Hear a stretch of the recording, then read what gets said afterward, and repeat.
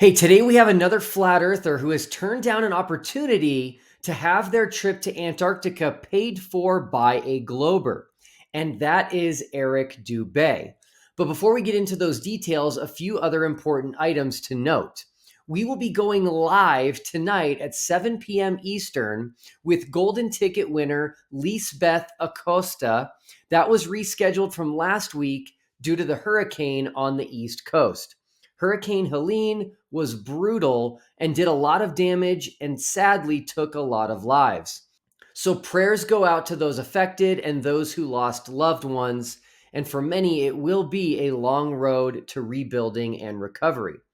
Thankfully, Lise was not seriously affected by the storm. She has her power back and will be with us live tonight. You won't want to miss that, as you'll get to know who she is, her story, and we will take questions as well. So join us tonight at 7 p.m. Eastern right here on TFE. On a more positive note, I was made aware that two more people are going to be signing up to go with us to Antarctica. One is on the globe side and one on the flat earth side. Once I get more information and confirmation that they are signed up and paid, I will let everyone know who they are. But I am very excited about both of them joining us. They will both be very positive additions to the final experiment for sure.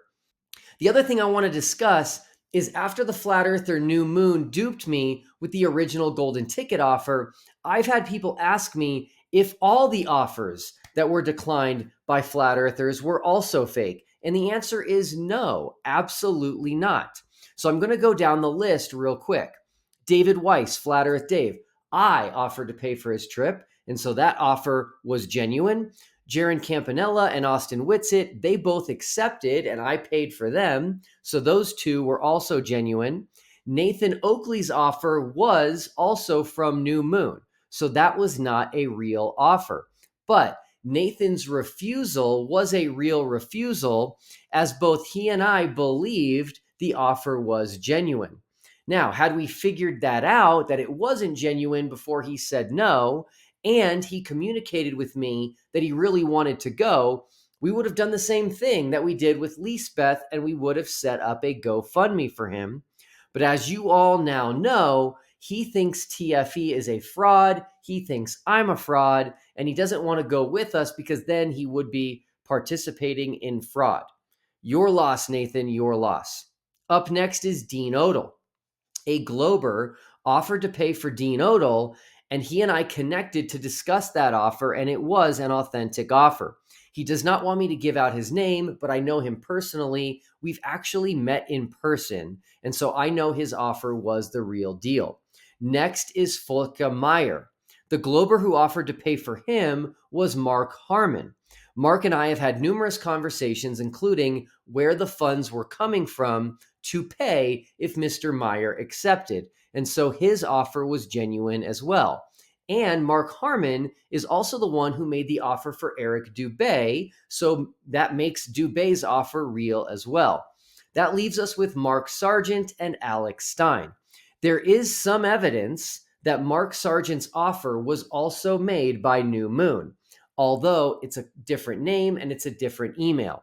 But there are some internet sleuths, and they feel convinced that New Moon was also behind Mark's offer, and I really don't have a reason to doubt them.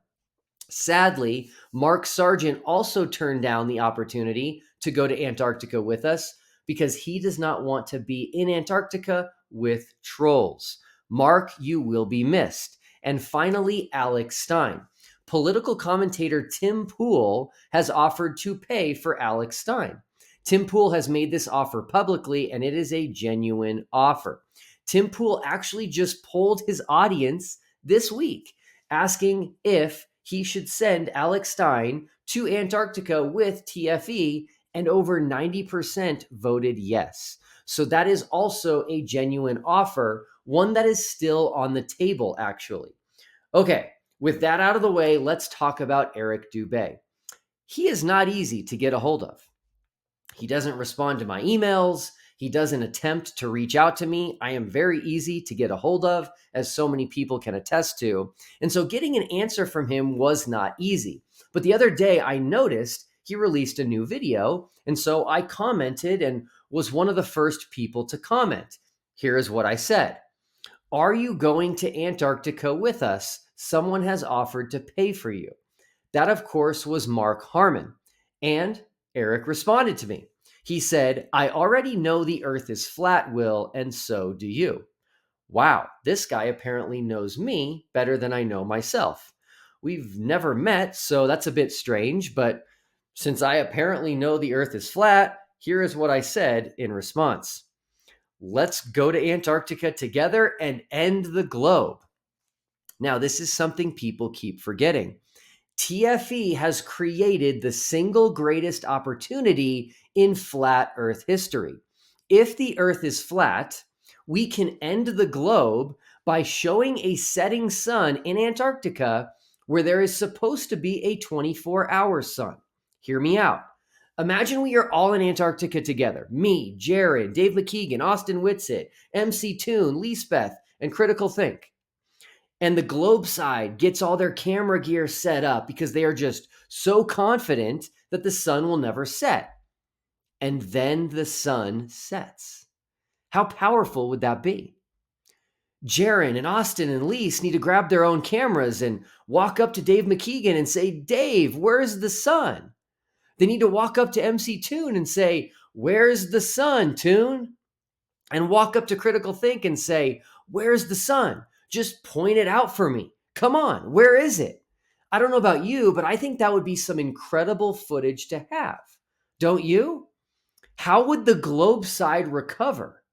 How would they explain the fact that they couldn't see the sun in the sky? How would they explain the fact that they couldn't simply point to it?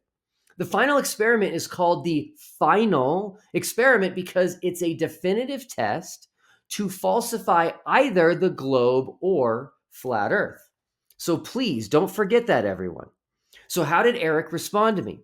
He said, you can't even hide that sarcasm through text.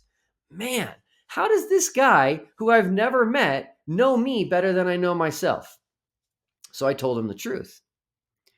I'm in this for the truth, wherever that may lead. You in? And that is the truth. I've said many times that I will become a flat earther if there's not a 24-hour sun in Antarctica. I'm hoping Eric feels the same way, that he is in search of the truth wherever that may lead. Well, let's see his response. He said, try watching the video you're commenting on and see where that truth leads. Well, that's not a helpful response because the video has nothing to do with the final experiment or Antarctica or the 24-hour sun. So I asked him one more time. In response to watching his video, I said, I will, but I need to get back to your generous donor. Again, Mark Harman. Should I tell him you're not interested in him paying for you to go to Antarctica? And sadly, Eric stopped replying. It seems Eric is not that interested in going to Antarctica with us. With all of his excitement surrounding Antarctica in the past, I was a little hopeful that he would be more interested. But he's not, and so Eric, you will miss out. But we are going regardless, and it's now October, which means we are just 2.5 months away from the trip. It's hard to believe how fast this year has gone. I hope to see everyone tonight live with Lisbeth Acosta. See you then.